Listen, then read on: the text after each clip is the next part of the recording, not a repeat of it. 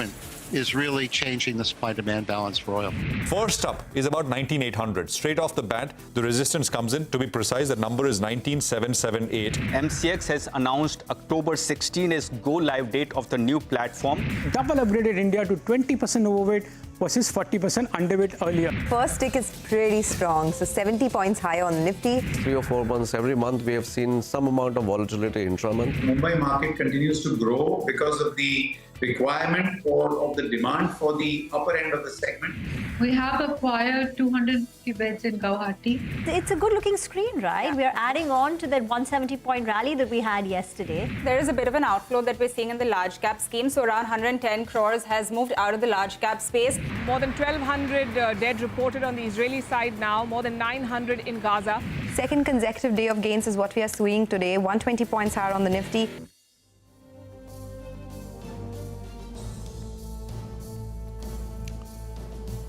Well, that was the day so far. You're with us here on a fresh new edition of Closing Bell. We're coming to you from the CNBC-TV18 News studios. I'm Prashant. With me, my colleagues Rima and Surubi here. Guys, hi, good afternoon. And you guys are twinning, not exactly twinning, but... Same family, similar family. Yeah. Same family. And of course, Nigel is joining us from the newsroom floor. Nigel, hi, good afternoon. So things looking a little iffy once again, especially on the banks index, right? I mean, that is the index which has been the trouble spot. In the morning, we were saying that the Nifty bank did not make a higher high. And the hope was that the Nifty will just pull the bank Nifty along with it, right? And the moves usually on the Nifty bank are faster. But that hope has been belied. We're not seeing that. The Nifty bank is actually corrected over 300 points from the day's highest level. Nifty is holding steady. I mean, there's not very much trouble there. That also has spent the most amount of time around that resistance level, which is 19,778. In the morning we were saying that now maybe you need to start to look at retracements in terms of how high this market will go if it is going to clear some of these levels out. So we looked at retracements of the recent fall, and the 50% retracement is at number 19,778. We are marginally above that, so let's see what the close looks like. Real estate, FMCG, autos, these are the top gainers that you have in terms of nothing like yesterday. Real estate index was up about 5% yesterday. It's marginal, 1% today. Mid-caps and small-cap, both those indices are also off the day's highest level, but they still got gains, about 0.5% each. Rima. Hi. It's been a very low volatile kind of session. So if you pull up the intraday chart, you would see the Nifty is moved in all of a 0.4% range. Very, very steady through the course of the day. Gap up opening, and we've hovered around 19,800. I'm watching the IT stocks. So TCS, ahead of its numbers, is down close to about 0.2%. And right now, even HCL Tech has a bit of a knock. So from the day's high, HCL Tech has slipped close to about 1.5%. So IT stocks should be on your radar. By the way, Europe has opened up on the back foot. So the CAC is down close to about 0.5%. And the German index, DAX too, has opened up flat with a bit of a negative bias. So there is some profit booking or a pause after yesterday's big rally in Europe. I guess because we've had a pretty strong session yesterday. So maybe there's just a bit of a halt coming through. I'm also looking at the mid-cap index. Don't want to be the party pooper here, but the mid-cap index has actually cooled off. Nifty is held very steady. Mid-cap index was doing a little better in the first half of the day. It's still looking at gains. I mean, it's still clocking about 0.5% rise there. But let's see how that goes, because we are in that critical last 1 hour. Having said that, there are lots of stocks flying around. We'll talk about a lot of them as we go forward. I mean, just look at the reaction on a JK Tyre. There's an MK report with a very aggressive price target on JK, and we'll talk about that. But that's just an example of the sentiment. 13% up on the stock as we're speaking. You have some names like Indus Towers that are doing well. There's a Zomato that's managing to put on about 2.5% as well. So here and there, I mean, there is some excitement on the mid-cap screens for sure. PSU Banks are cooling off today. That's a trend that's very, very clear. BOB, obviously, because of their issues with the app and the 3% cut, stock has been looking at that right from the morning. But even beyond, the PSU Bank index is at the lows of the session.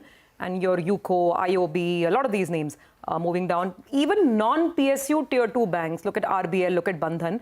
That's where there's some caution in the market. So perhaps worth keeping that in mind. Bank Nifty itself, and that's the other slightly lackluster part of the day, is that Bank Nifty hasn't shown any strength, and that's also cooling off. Just a 0.25% increase on the Bank Nifty itself. So let's see how this plays out. But Nigel, for what it's worth, Nifty is trying to hold on to 19,800. Well, I'll tell you what, earlier this morning we made this point that we have big cues that are coming up. That is the TCS numbers. You have the PPI data that comes out from the United States as well as the Fed minutes. So taking some money off the table may not have hurt, because you started around 19,770 and now it's around 19,800. As you mentioned, yes, the Nifty bank, that's the problem pocket. And the high of the day was around 44,700. That's part in line with what the 50 and the 100 DMA is at. So on the upside, that 44,700 mark, which is the high of the day, and it's closer to around this 50 and 100 DMA odd, that is the near-term resistance level.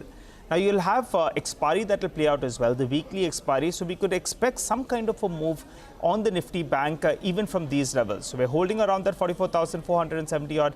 Let's see which way it swings, because volatility could pick up in the next 60 minutes or so. And that's what's pulling down the Nifty. Otherwise, it would have been a rather good trading session. We could have easily been above that 19,850 odd mark. But how do you position yourself in the final hour of trade? Mitesh Thakkar is back with us. Well, Mitesh, you have been talking about that 19,725 odd mark. We've crossed that. What's the trade from here on? So, good afternoon, Nigel. I think, we talked about the fact that once we get past 19,725, and that happened with the gap up today, we'll look at 19,850. We nearly got there. We got a high of 19,839. But I think the key in the next 1 or 2 days could be the Bank Nifty. Now, the Bank Nifty has come up from the day's high, but is now trading at the intraday average support area. So I think, if it can hold about this 44,400, 44,350 zones, which is roughly about 70, 80 points lower from here, then I think the Bank Nifty should retest the highs of the day, which is closer to 44,710. If not today, then maybe tomorrow. So I think the Bank Nifty, people can take position with a 100-point kind of a stop here and look for about a 250-point kind of a rally. But if that breaks, then I think that will disturb the Nifty momentum as well. Though I still believe that there is a higher chance of Bank Nifty going up. So trading with long bias, I have a buy on Reliance after a long time. It's coming out from oversold levels. So taking a very tight stop at about 23.20, which is about 13, 14 points lower. Buy Reliance with a target of around 23.75. And City Union Bank, disclaimer, it's a recommendation to our clients. I also have positions in the futures market, so vested interest is there.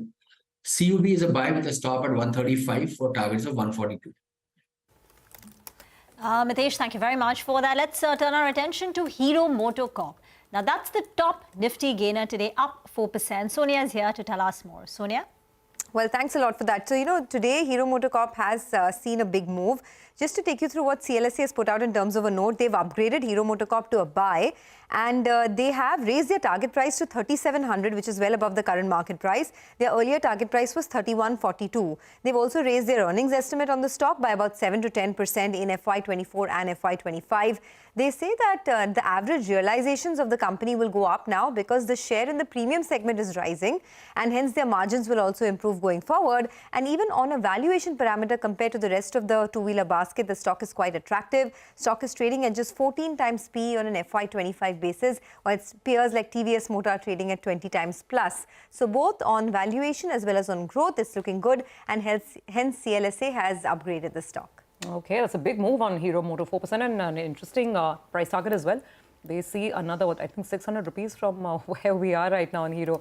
But Sonia, it's not just Hero Motor, right? The other one is JK Tyre. My God, this note from MK, it's literally fired up the stock. So what is making MK so bullish? What's their thesis? So the main, prognosis of the note is that the stock can potentially double in the next 3 years. So let me just take you through the note. They've initiated a coverage on JK Tyres. They have a buy with a 55% upside. So they have a target price of 415 rupees, and the stock right now is at 311. They say the stock price can potentially double over the next 3 years. There is a structural improvement that they are seeing in the tyre industry, and they mention a whole host of reasons for that, whether it's enhanced export competitiveness, premiumization, calibrated capex. All of this is positive for the company as well as the industry. They also talk about how JK Tyres has a lot of financial discipline, especially in their capex plans. They have a long calibrated capex plan, and that is a big positive. The company is in fact targeting a 25% long-term debt reduction by FY26. So not only are they seeing a good growth path, but they're also going in for some balance sheet improvement, and that's what MK likes. Back to you. Double in 3 years, Sonia, right? That's, in a market like this, yeah, okay. So, but as someone said, right, a bull market is when management targets, brokerage targets, all are achieved in We're not talking about yearly time frames, but monthly or even earlier. So you've got a big move coming in on the back of that note, which MK's put out. 310 is where JK is at. Gurmeet Chadha is with us, managing partner and CIO at Complete Circle. Gurmeet, good to have you with us here. Thanks very much. Tires as a sector, what's the view? And Sonia outlined what MK is saying on JK. Do you have anything in the portfolio there? So Prashant, what is I think attracting attention in market is now anything which has more value. We saw PSU Banks within auto. I think Tyre was one. I would say inexpensive segment, not call it cheap. Within that, I think JK was very cheap. I think what's done worked well for them is the export competitiveness has improved.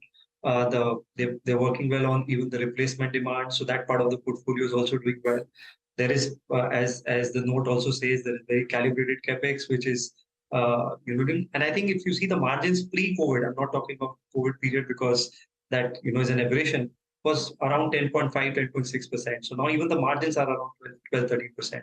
And then obviously there is debt reduction. So it's a combination of operating financial leverage and low valuation. But this is what happens. Anything gets identified, it zooms up in a day or two and doesn't leave much room in terms of margin of safety. But in general, as I said, auto is coming from a long cycle. Almost 2016-22 was a washout period. So there is a lot of value in a lot of auto ancillaries. We track Sandhar, we do Sona, BLW, a couple of other forging companies we like. And you have to map the value chain. So what you're bullish on, so we are more bullish on passenger cars, and we're mapping that value chain, end to end with electrification. Gurmeet, what about Bank of Baroda? So today there was news about how RBI has disallowed onboarding of digital customers through their mobile banking app. But even a couple of days back, we got their Q2 business update. And again, there is nothing to, drive excitement. I think it was about a 4.5% deposit growth, advances growth of about 2 to 3%. Now, considering the stock has doubled in 18 months, do you think this recent news flow could result in a pause, a halt in the stock? That's always a risk in PSU Banks. Some I would not say accident, but some adverse development, derailing plans. And that's the reason you have to be tactical. You can't be long. I think what's impressed with BOB is after like 10 years, I saw 1.1% ROA. They are guiding for double-digit ROE over a period of time. The wholesale retail book now, the balance is very nice. I think it's 45, 55 now. Retail book, they have been growing at 18%. The management is guiding for that number. Obviously, this development is a bit of a setback, but valuations still remain, and if they can work around it, I think this is one of the large PSU banks that could still do better. We are more on SBI right now. It's been a bit of a subdued performance there after a very soft Q1 as well as the Adani episode. I think that's where we find more comfort, both in terms of the size of the book, the CASA side, and the work they have done on the credit side. Okay, so that's a view on some of the banking stocks. Gurmeet, hi. Good afternoon. I can't help but draw your attention back to JK Tyre, right? This is, of course, one brokerage sounding extremely optimistic. Now, I don't know, Sonia was saying that they're also looking at balance sheet improvement at JK if that becomes a trigger. But it was a little surprising that they're so bullish on JK. It's not necessarily a sector call on all tyre makers. But what are your thoughts? Would you concur with this kind of enthusiasm? Subi, that's what I said. I think when anything positive gets priced in too quickly, the valuation comfort is there. Also, the industry is undergoing transit. We have better infra roads, so we are riding more in terms of number of cars. Then, as I said, the replacement demand is rebounding. H2 is likely to be much better. Their export portfolio is doing well. The raw material pressures have eased a bit. They're not as bad as what they were. Not as good as Q1, but they're still relatively eased. And in JK's case, they're talking of debt reduction, which gives you a financial leverage as well. So there are other names also. One of my auto friend told me that the EV cars are heavier, which also means more tires get consumed, both EV and hybrid cars. I'm not an auto expert technically, but that could also eventually would add to it whatever little bit it adds over the period of time. You know what, Prashant, I'm getting way too many flats. I think I'll be in the tyre market soon. I'll do my bit to aid volumes. Let's see which one I go for. But that's on a lighter note. Anyway, Tyre troubles for later. Right now, we have to take a bit of a break. We'll come back on the other side. Our conversation continues. And in a bit from now, we'll also be joined by Dinshaw Irani, CIO of Helios Mutual Fund. We get chatting with his view on the market as well.